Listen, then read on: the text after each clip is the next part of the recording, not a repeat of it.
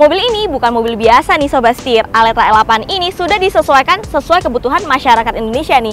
Nggak percaya? Ayo kita bahas. Let's go!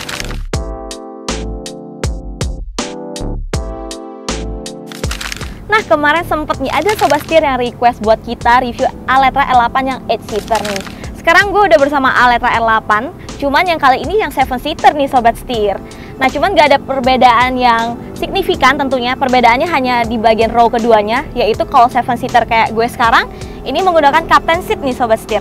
Jadi duduknya juga bisa lebih proper ya di sini ya.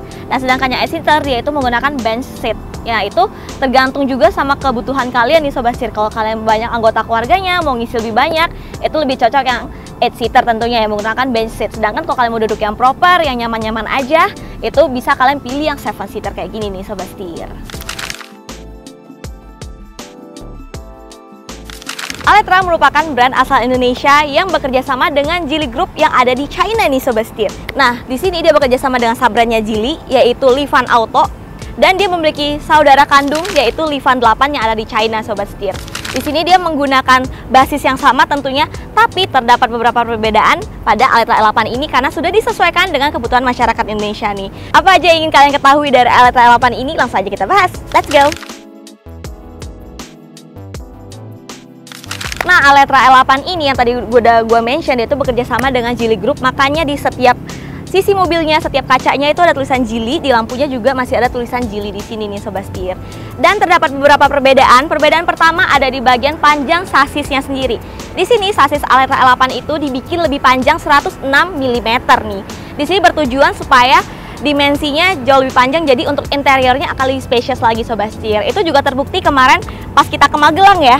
Kita juga udah ngetes kalau memang si bagasinya itu muat sampai 7 koper, bahkan row ketiganya dibuka nih kursinya Sobat Setir. Jadi memang spacious banget untuk interiornya, cocok banget buat masyarakat Indonesia yang keluarganya banyak dan barang-barangnya banyak nih. Dan juga untuk si suspensionnya, kalian juga nggak perlu khawatir karena memang sudah di-spec untuk pasar Indonesia ya, yang jalanannya banyak yang nggak rata tentunya. Jadi pasti banyak yang mantul-mantul atau terlalu keras, itu pasti nggak nyaman. Untuk si suspensionnya Aletra L8 ini sudah di-spec sesuai dengan kebutuhan kalian Sobat Setir. Pasti juga drivingnya akan lebih nyaman lagi. Oke Sobat Setir, sekarang kita sudah di bagian depan dari Aletra L8 ini, dan sekarang kita mau bahas bagian chargernya nih di sini. Di sini Aletra L8 ini sudah mengadopsi charger CCS Type 2 dan support AC dan DC charging Sobat Setir. Sedangkan kembarannya yaitu Li-Fan 8 di China itu masih mengadopsi casan GBT Sobat Setir, yaitu standar dari China-nya sendiri ya Sobat Setir. Dan di sana itu cuma support untuk DC-nya. Karena di situ Li-Fan 8 ini dipergunakan untuk taksi nih. Jadi commutingnya banyak banget dalam sehari Sobat Setir, pasti ngecasnya juga banyak banget dan dia butuh daya yang banyak pasti untuk sekali ngisinya ya. Jadi di situ dia cuma support untuk DC chargingnya di sini nih. Dan Aletra L8 ini memiliki output baterai di 64,74 kWh dan memiliki tenaga di 161 horsepower dan torsinya ada di 240 Nm Sobat Setir. Dan untuk range-nya, Aletra L8 ini dapat menempuh sampai dengan jarak 540 km CLTC nih. Jauh banget ya. Nah, kita udah masuk ke dalam interiornya Aletra L8 Sobat Setir. Kita lihat dulu dari overall dashboardnya, di sini kelihatan mewah ya. Dia juga clean look gitu, nggak banyak tombol, tapi tenang aja tetap ada tombol shortcut sesuai dengan kebutuhan dan favorite-nya masyarakat Indonesia pastinya. Di sini juga sudah disesuaikan soft touch nih Sobat Setir, tetap terlihat mewah, dipadukan juga dengan warna putih di bagian tengahnya, dan di bawahnya disematkan juga wood panel nih. Jadi semakin homey ya untuk interiornya pastinya. Dan di sini juga yang membedakan dia dengan Li-Fan 8 saudaranya yang ada di China Sobat Setir, dia itu sudah disematkan ambient light untuk mempercantik interiornya nih. Di sini juga banyak banget warnanya untuk ambient light-nya, bisa kalian pilih langsung di head unitnya. Di sini kalian juga bisa nih Sobat Setir menyesuaikan brightness dari si ambient light-nya. Dan di sini juga dia sudah disematkan head unit berukuran 12,4 inch yang sudah support Apple CarPlay dan Android Auto. Jadi semuanya udah bisa kalian koneksiin di sini. Udah gampang banget dari segi maps dan semuanya sudah gampang banget langsung bisa di sini nih Sobat Setir. Sudah jadi satu ya. Jadi sudah super simple banget nih di sini. Dan tenang aja, seperti biasa mobil EV itu pasti terkenal dengan storage-nya. Dan sini banyak banget storage-nya. Di bawah sini juga ada storage yang besar banget, storage terbuka Sobat Setir. Di sini ada 2 cup holder juga, dan nggak lupa yang paling penting adalah wireless charger nih. Buat kalian yang malas ribet banyak kabel, kalian tinggal taruh aja handphone kalian di sini. Keren banget. Sekarang kita lihat yuk perbedaan lainnya. Let's go. Nah, sekarang gue mau nyobain suspension yang tadi gue udah mention juga Sobat Setir, karena memang sudah berubah ya, disesuaikan dengan kebutuhan masyarakat Indonesia.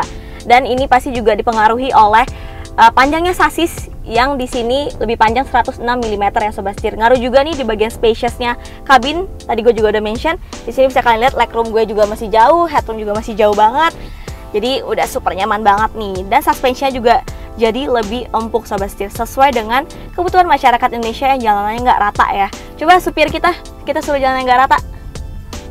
Nah, kita cobain jalan bebatuan di sini. Nah, untuk jalan bebatuan pun dia nggak berasa yang terlalu mantul-mantul banget ya Sobat Setir. Biasa kan ada mobil yang kalau ngelindas batu-batuan itu pasti berasa banget ya di dalamnya itu gimana. Tapi tenang aja, Aletra 8 ini sudah disesuaikan untuk kebutuhan masyarakat Indonesia yang dimana jalanannya nggak rata. Jadi dia empuk, nggak yang keras, tapi empuknya nggak yang mantul-mantul, nggak yang bikin mabok, masih oke banget, masih nyaman banget Sobat Setir di dalamnya. Dan di sini juga nyamannya lagi, gue duduk di captain seat tentunya, jadi udah super nyaman banget dan proper banget ya duduknya kayak gini ya. Dan di sini juga yang membedakan dia sama Lifan 8, saudaranya yang ada di China, yaitu di sini AC-nya sudah double evaporator Sobat Setir. Sudah disesuaikan juga dengan cuaca Indonesia yang jauh lebih panas tentunya daripada di China-nya. Jadi di sini kalian nggak perlu khawatir, buat kalian yang gampang kepanasan langsung masuk aja ke Aletra R8 ini, pasti kalian langsung kedinginan di row keduanya. Nah Sobat Setir, gimana nih menurut kalian perbedaan-perbedaan yang ada pada Aletra R8 ini sama saudara kandungnya yaitu Lifan 8 nih Sobat Setir. Mobil ini cocok banget nih buat kalian yang lagi nyari MPEV tentunya, yang muat untuk banyak orang karena dia memiliki dua opsi, yaitu ada 8-seater dan 7-seater nih. Mobil ini dibanderol dengan harga Rp468 juta.